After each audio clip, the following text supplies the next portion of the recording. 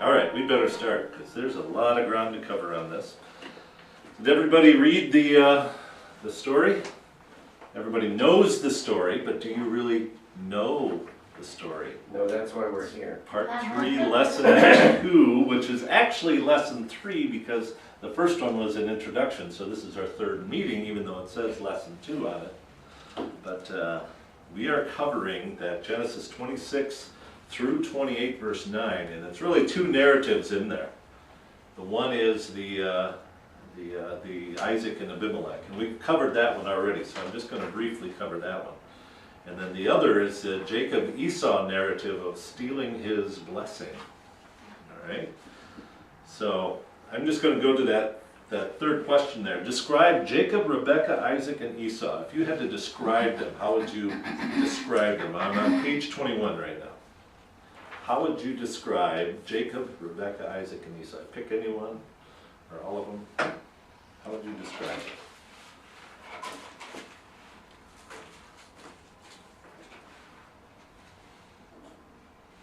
it? Anybody's ready to jump in? What about Jacob? What do we know about Jacob so far? He's a smooth-talking, grasper, politically correct kind of lawyer. That's kind of the sense you get. Somebody that's kind of in it for himself, and he'll do what he needs. Rebekah. What about Rebekah?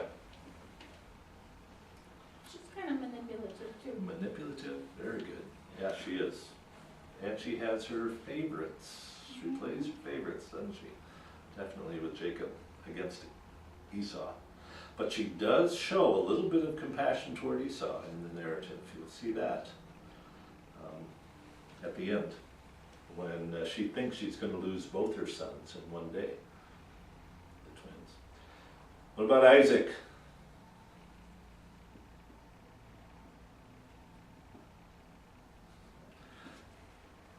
Kind of passive, it seems like. Yeah. Blind is a good word because it insinuates even more than just a vision problem. Right? He's blind in more than just vision. And then Esau. We talked about Esau last time. Anybody remember Esau when they stole the birthright? He's the basic, rough, kind of earthy kind of guy. Earthy, rough, kind of brutish. Right? I did 23andMe. Have you ever heard of 23andMe? It's it's where you spit in a little bottle, send it in, and they do DNA testing on you. And they can tell all of your background. They can tell where you came from. They can tell your genetic makeup. They can even tell some genetic precursors for heart disease, for diabetes, for whatever. It's fascinating.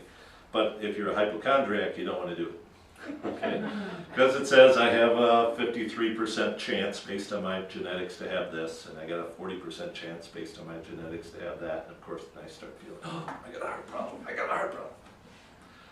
But what it tells you is I got a pretty boring genetic tree, right? I'm 100% Dutch, and so all of my genetic tree comes straight out of Northern Europe with a little bit of Scandinavian mixed in it, okay, which is interesting.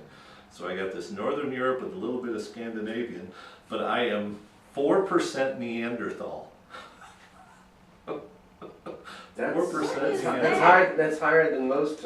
Yeah, all of us have a certain percentage because that, of course, is our Europeans. Yeah. Anybody with European background they is take part of it way Neanderthal. back. So you know, we're talking about Esau being brutish kind of a thing. He had probably a 85% Neanderthal kind of thing hooked in with him.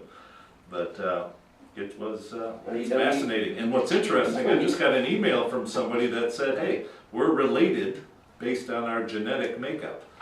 And so they're Dutch, and you can feel free to contact them, and then you just fill out all these questionnaires based on you, and it's interesting to see how they match in. So I would encourage you, if you're not a hypochondriac, do this 23andMe. It only costs like $50 for the first, and then if you get other people in your family to do it, it's like $30 for everybody beyond that.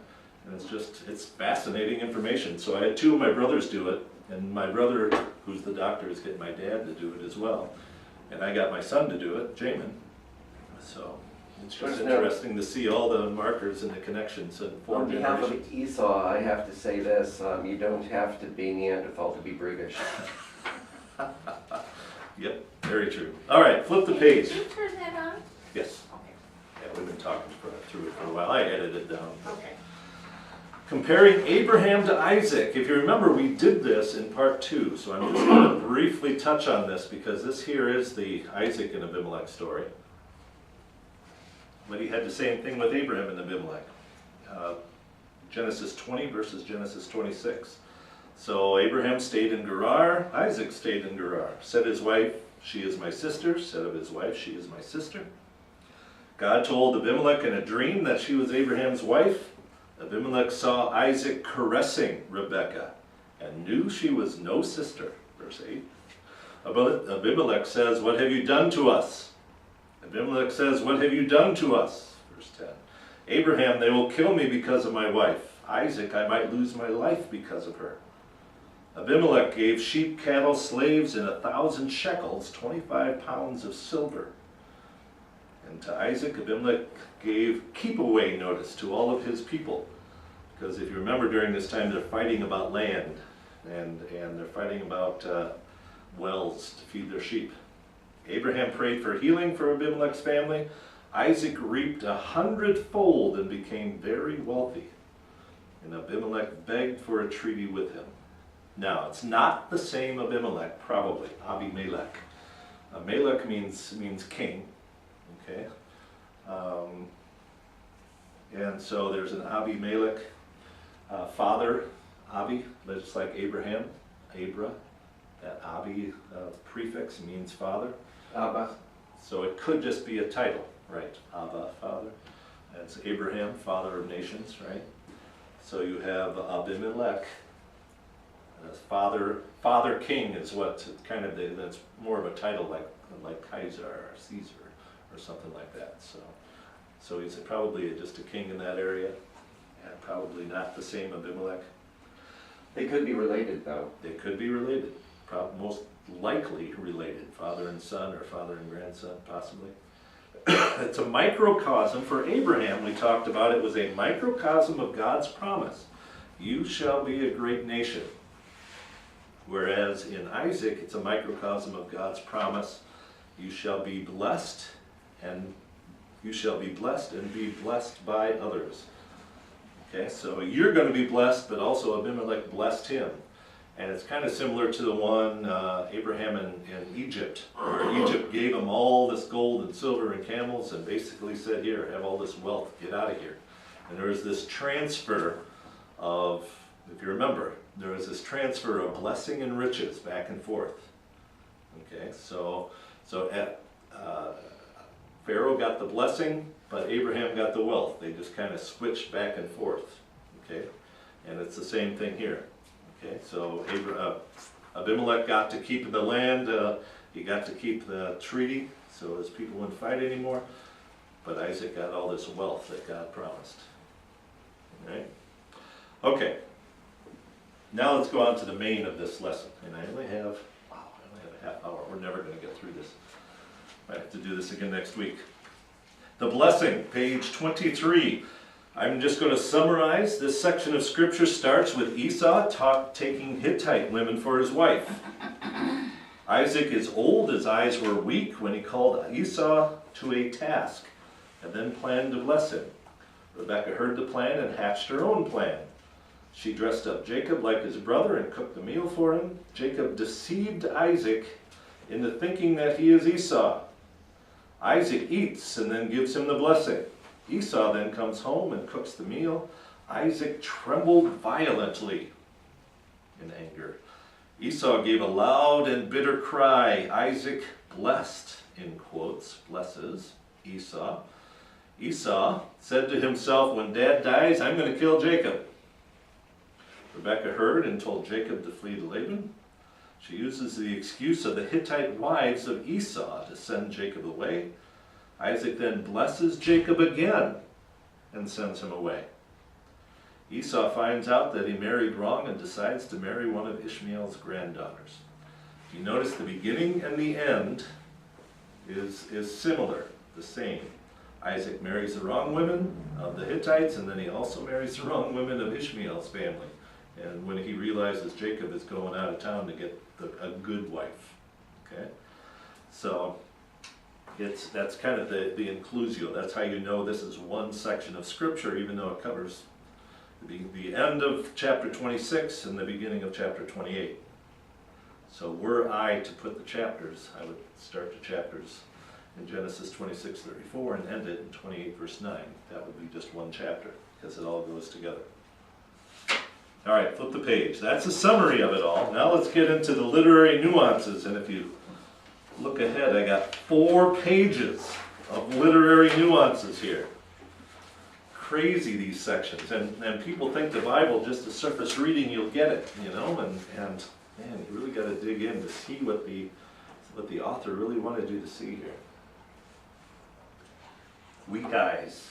Isaac's eyes are weak, near blind, but it's interesting that all the other senses are used too as part of the deception. Did you recognize that? The other 4 senses, even though he's blind, all 4 senses were used by Rebekah to deceive him. Okay? Isaac longs to taste the tasty meal. He hears Jacob's voice and thinks it's Esau's. That's the other way around. He hears Jacob's voice and he doesn't think it's Esau, right? Mm-hmm. He touches Jacob's rough lamb skin, and finally he smells the smell of outdoors on Esau's clothes that were worn by Jacob. You catch all 5 senses here. There's also an insinuation that his eyes were weak, but his appetite was strong because of the focus on food and tasty food. Tasty is a word that it's an idiom, or it's one of those phrases that mean a lot. It means like, because he calls it tasty, that means it's something that he eats all the time. It's something that he wants all the time. And the insinuation is that he was fat. Okay, contrary to popular images of Isaac, he probably was a rotund individual, enjoying the fruit of staying in the land, and never leaving it. Okay, so contrary to popular drawings of him, which you see a lot of in this study, he was probably pretty big. Couldn't get out of bed. He may have been that big. Okay. Esau's wives.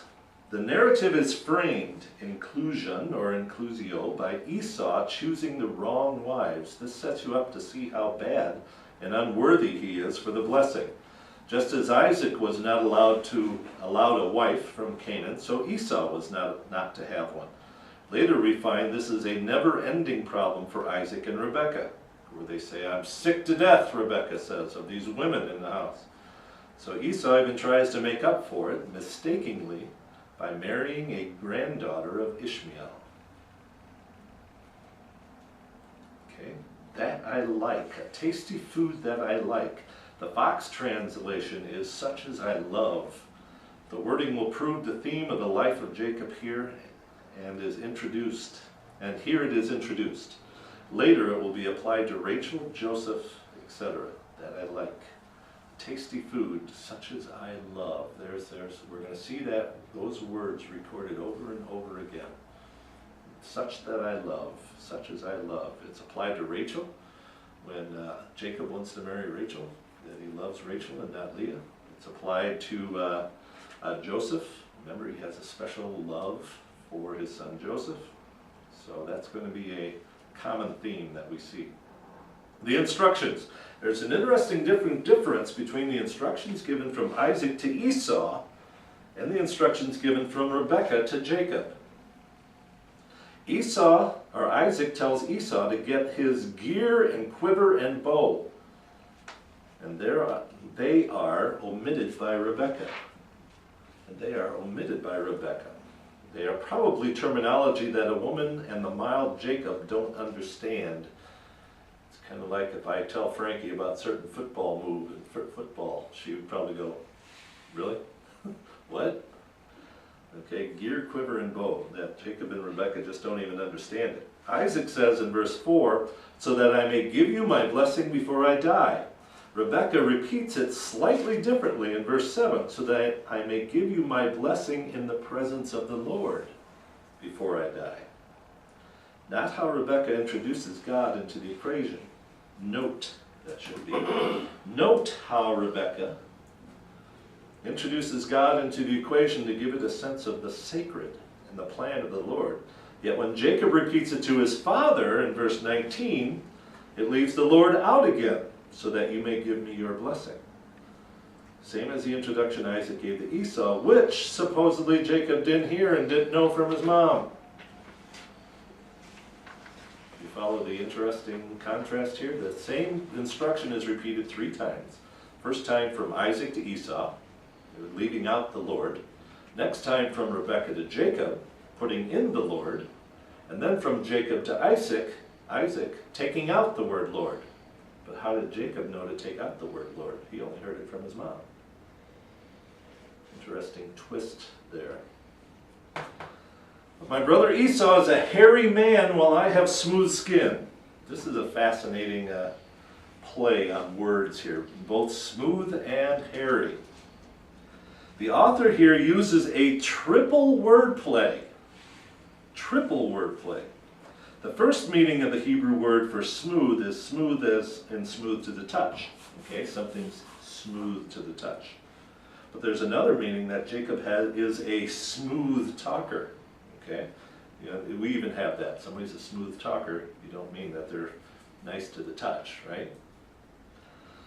The same insinuation with Esau, who is hairy or rough, both rough to the touch and rough or a raunchy talker. This is the exact wordplay that Solomon has in Proverbs 26, verse 28. A lying, hairy, rough tongue hates those it hurts, but a flattering, smooth mouth works ruin. Okay, he uses those as the extremes. You don't want to be rough, but you don't want to be so sickening smooth either.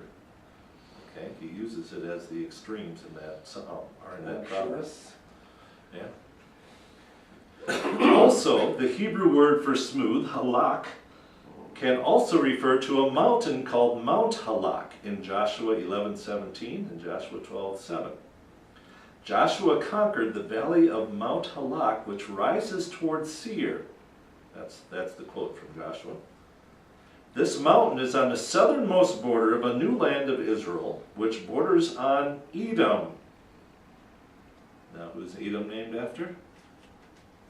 Esau. Right? Edom is also known as the land of Seir. The Hebrew word for hairy or rough is Seir. So you catch all the wordplay going on here between smooth and rough. It can mean 3 different things. It means a location, it means politically correct or rough kind of speech, and it can mean literally rough, hairy versus smooth. Page 25, 2 choice goats or kids. This is a theme in Jacob's life, another theme, and in the life of his children that starts here. Rebekah and Jacob deceive Isaac by using kids or small goats, not only for the food, but also for the rough, hairy deception. You notice they use the goats also for putting the skin, right?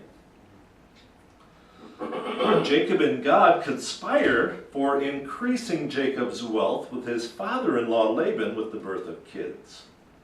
If you remember your stories, Jacob says, I get all the spotted and striped sheep, which never happens. You never get spotted. Well, that year, all of the sheep almost were spotted and striped.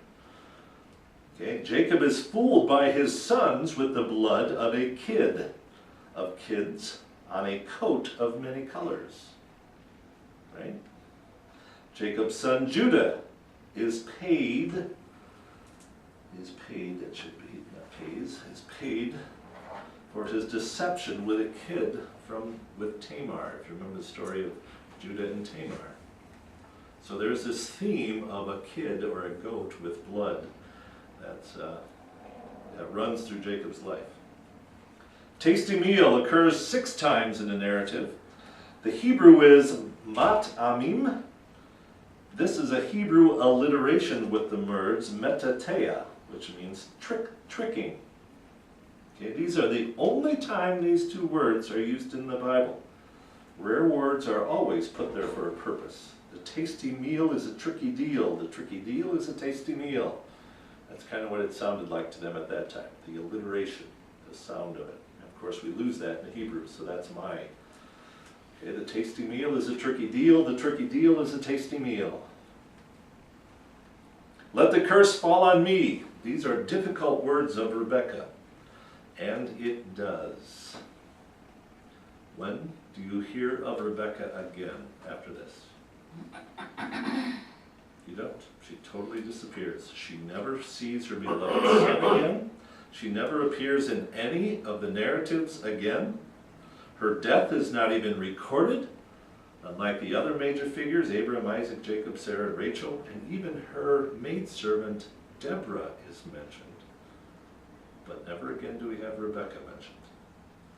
The ancient listener would recognize this as they heard the narrative, almost like a conclusion of Aesop's fable, so don't deceive your blind husband. Okay? Words glibly spoken like this come back to haunt a lot of characters in the Bible. Moses and the rock, David and Bathsheba, Jethro. Is it Jethro? What's the judge that has to kill his daughter? Is it Jethro? It starts with a J.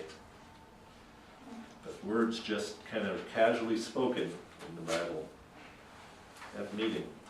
All right, page 26. Oh, we're going pretty fast. Good. Birthright and blessing, another alliteration. Birthright is Bakora and blessing is Baraka. Baraka. So the same B you hear going birthright, blessing, birthright, blessing. Who is it? Isaac's question is more than just from his blindness. It also is more than a question of which son was asking. It's meant to be a statement of total cluelessness. He had no idea who was asking for him. An insinuation here is that the blessing came from God through Isaac, and Isaac was nothing more than an instrument. This also may explain the second blessing before he leaves for Paddan Aram. The first blessing, Isaac really had nothing to do with. We think he was deceived, but it's almost like he was not deceived as much as he was clueless. Used. And it insinuates God using him as an instrument to bless in this situation, because a few verses later, if you read the beginning of 28, when he leaves to Paddan Aram, Isaac gives him again another blessing. And you go, why did he bless him again? Especially when he was so angry with him the first time that he was shaking. Sit up and eat some of my game so that you may give me your blessing. This is in the imperative voice. This is the one from Esau, meaning that it is a command or an exclamation. Contrary to Jacob's passive voice, Esau is commanding Isaac to hurry and do this, suspecting that Jacob may be around to steal it like the birthright. Altar, that's the name of another version. The altar version says, let my father rise and eat of the game of his son so that you may solemnly bless me. You will also notice this change from first person, my father, to second person, his son, back to first person, bless me. This is probably a formal way to address a person in authority. So he's commanding, but doing it respectfully. Your firstborn Esau, and interesting that both Jacob and Esau describe themselves as firstborn. Why is this unusual? Because Esau sold that right, didn't he, in the previous passage? Jacob could describe himself now as the formal title of firstborn. Jacob proves uncomfortable with the role of elder son. Okay, actually, he had more right to be your firstborn, Jacob, than Esau did to your firstborn, Esau. Who was it then that hunted the game? Quotes that Isaac said. Here is the insinuation of Rebekah's role in the narrative. Now known by Isaac, because Jacob never would have hunted game. So Isaac is going, who hunted the game then? He's kind of insinuating that he knew Rebekah had pulled the wool over his eyes, because he knew Jacob wouldn't. Now here's the question, verse 45 and 46. That's that transition. That's interesting. Is there a time period between these two verses? There seems to be, but the narrative does not reference it. In fact, there seems to be some urgency to Jacob leaving in the narrative, even though Esau vows not to kill Jacob until after Isaac dies. But chapter 28 is still part of the narrative, where it all seems to be forgiven from the shaking anger of Isaac to the new blessing of Jacob by him. It's possible that since Isaac was just an instrument in the first blessing, that here he is very purposeful in the blessing, and he knew God had chosen Jacob over Esau. So if you read that section again, you'll see that it seems like Isaac was just so angry because he was deceived, and almost 3 or 4 verses later, he's leaving, and he blesses him and gives him a great blessing again. I'm disgusted with living because of these Hittite women, says Rebekah. Rebekah here echoed the same phrase she did in the pregnancy of the twins. I'm dying. What good are these disgusting women? I'm dying. What's going on in my body? She's kind of a woman of extremes. Okay? So she's dying because of the twins fighting with her. Now she's dying because of these Hittite women in her household. The blessing, page 27.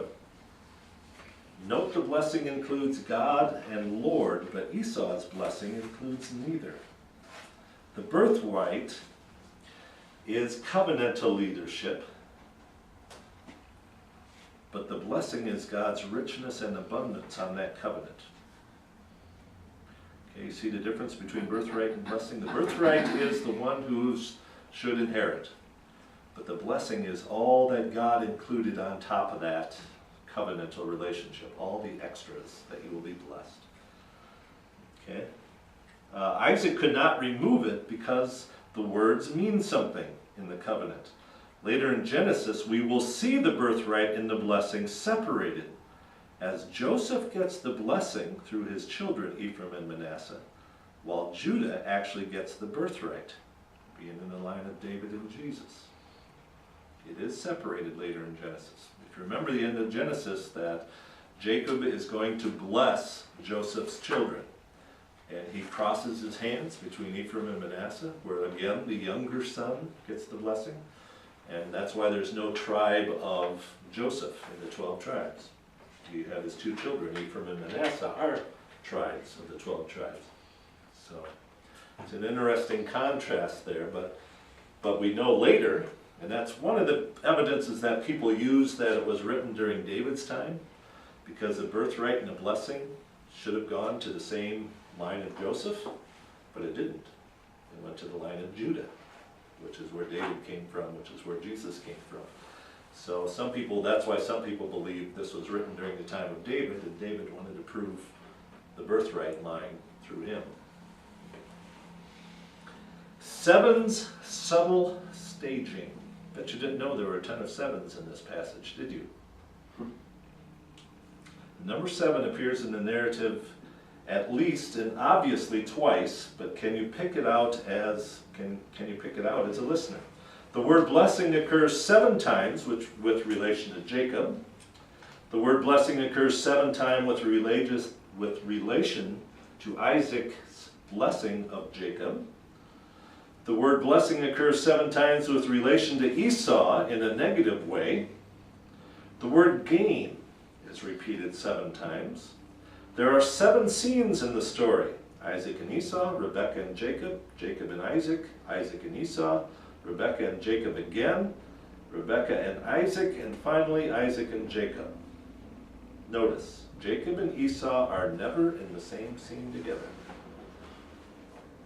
All these scenes, these 7 scenes, and Jacob and Esau never show up in the same scene if you think of it as a drama, as a play. The stage of the drama. If you attend dramas on stage, in a stage show, you can appreciate the 7 scenes described, each including the theme of blessing within them. The transition from each scene is involving two characters, each except for Rebecca, eavesdropping, which sets the drama for the whole narrative. Okay, so only one scene has kind of Rebecca in the background listening. So it's all a two-person scene. You got Isaac and Esau first, but then you have Rebecca kind of sitting in the background. And then you have Rebecca and Jacob, you have Jacob and Isaac, and throughout the rest of them. So there's only one. You have three people appear in the scene, and she's way in the background. Sets the drama for the whole narrative. What would have happened if she had not listened in? What would have happened to God's plan? Interesting, isn't it? How would God's plan have been done if Rebecca would not have been eavesdropping? That picture there is the best one I found of Esau. Rough, hairy, right? Rough and hairy. I have a cousin like that. I mean, he was shaven by the time he was in 3rd grade. It was just rough and hairy and everything else. Was he a good hunter? Yes, he was. All right, page 28. So what did the Hebrews hear at that time when they heard the story of Jacob and Rebekah's deception? What do you think they heard?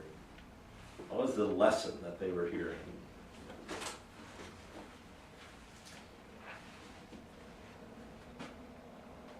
God's plan goes forward. God's plan moves, no matter what, and no matter how, even. He uses the deception of others. It's kind of interesting. And again, you hear the younger son, and you hear the barren woman in it. You hear a lot of these themes that are meant for Israel to hear, that you're a blessing from God. You know, you came from a barren woman. You know, that's a form of blessing.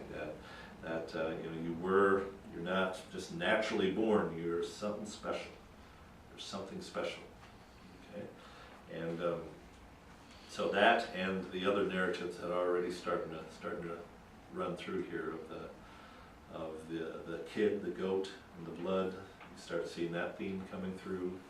Start seeing a lot of different things. Jacob's kind of deceptive ways. Why Esau is not a part of the covenant, and eventually turns into an enemy. So what can we draw from this narrative?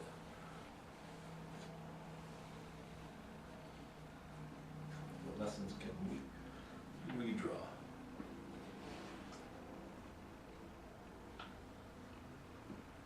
Well, it's encouragement that we can't foil God's plan. That's encouraging, right? As screwed up as we make things, he can still straighten it out. Or maybe it is part of God's plan that evil will destroy itself. Yeah, that's a good insight. Because Esau really wasn't deceived as much as he destroyed himself.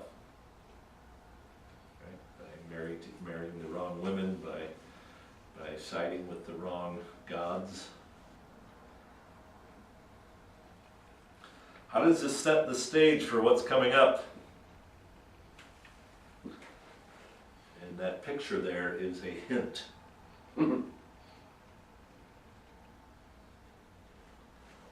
It is the struggle. Jacob, for his whole life, is going to be struggling with God. Right? With God's plan and his wanting, he plays favorites just like Rebecca did. He deceives, he gets deceived, all of this. But doesn't that describe the history of the Jewish people? Yes. Yes, it does. Remember, what's the purpose of history?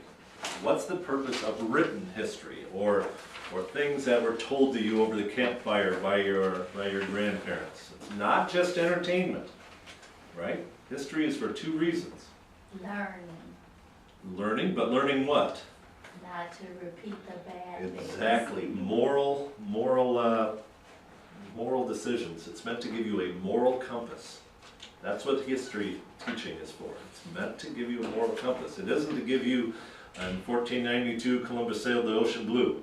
Okay, it wasn't to give you facts and details. It was to give you a moral compass. And the second purpose of history was to pull you together as a people, as a nation. To say we share this common history, we share this common ancestry.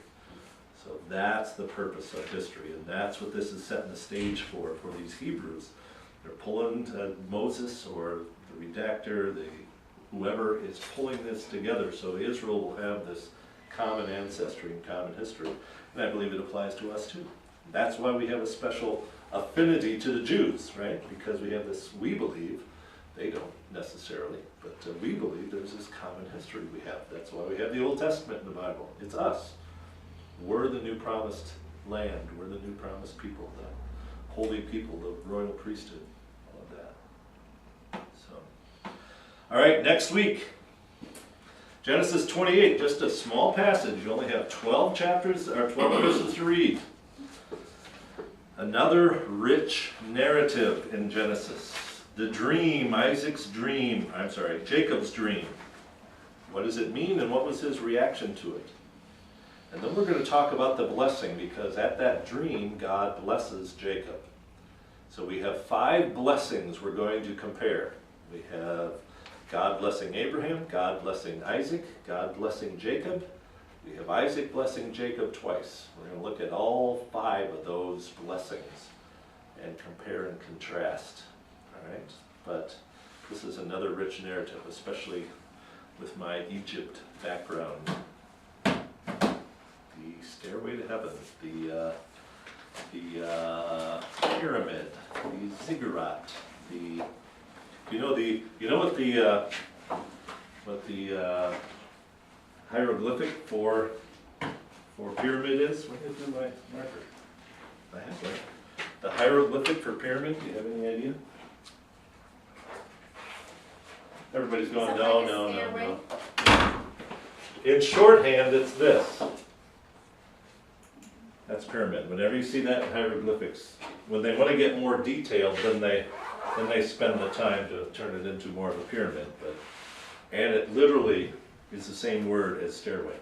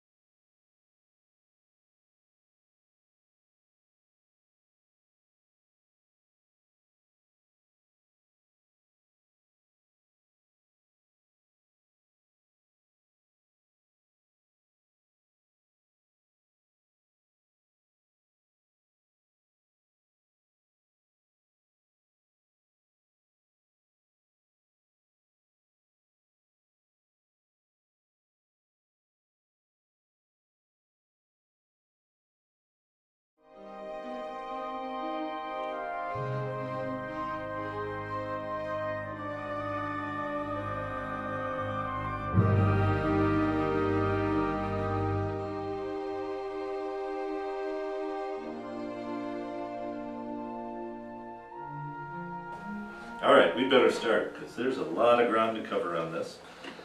Did everybody read the story?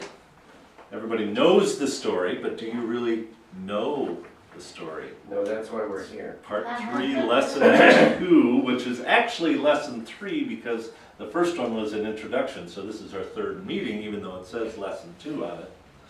But we are covering that Genesis 26 through 28 verse 9, and it's really two narratives in there. The one is the Isaac and Abimelech, and we've covered that one already, so I'm just going to briefly cover that one. And then the other is the Jacob-Esau narrative of stealing his blessing. All right? So I'm just going to go to that third question there. Describe Jacob, Rebekah, because it says I have a 53% chance based on my genetics to have this, and I got a 40% chance based on my genetics to have that. And of course, then I start feeling, oh, I got a heart problem, I got a heart problem.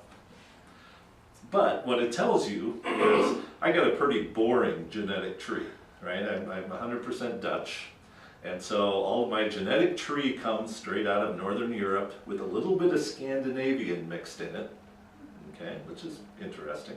So I got this Northern Europe with a little bit of Scandinavian, but I am 4% Neanderthal.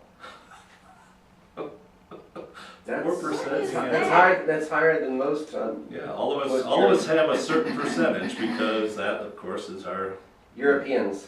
yeah. Anybody so with European background they is take part of it way Neanderthal. back. So you know, we were talking about Esau being brutish kind of a thing. He had probably a 85% Neanderthal kind of thing hooked in with him. But it was it's fascinating. And what's interesting, I just got an email from somebody that said, "Hey, we're related based on our genetic makeup." And so they're Dutch, and so you can both their sons in one day, the twins. What about Isaac?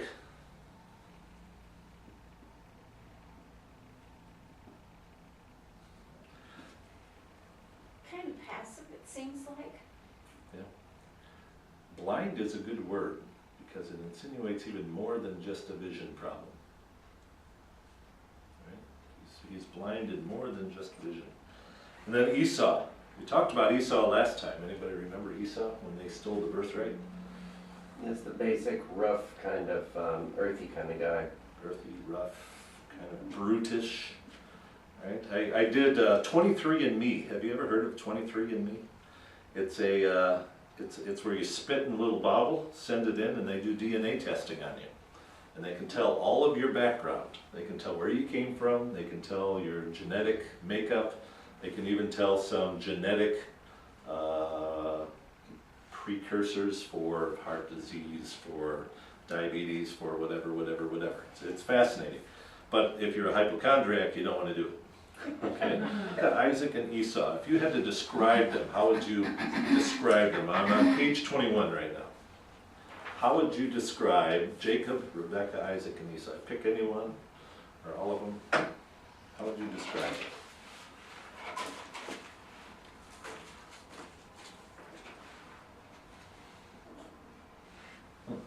Everybody's ready to jump in? What about Jacob? What do we know about Jacob so far? He's a smooth-talking, grasper, politically correct kind of lawyer. That's kind of the sense you get. Somebody that's kind of in it for himself, and he'll do what he needs. Rebekah. What about Rebekah? She's kind of manipulative too. Manipulative. Very good. Yeah, she is. And she has her favorites. She plays her favorites, doesn't she? Definitely with Jacob against Esau. But she does show a little bit of compassion toward Esau in the narrative. You'll see that at the end.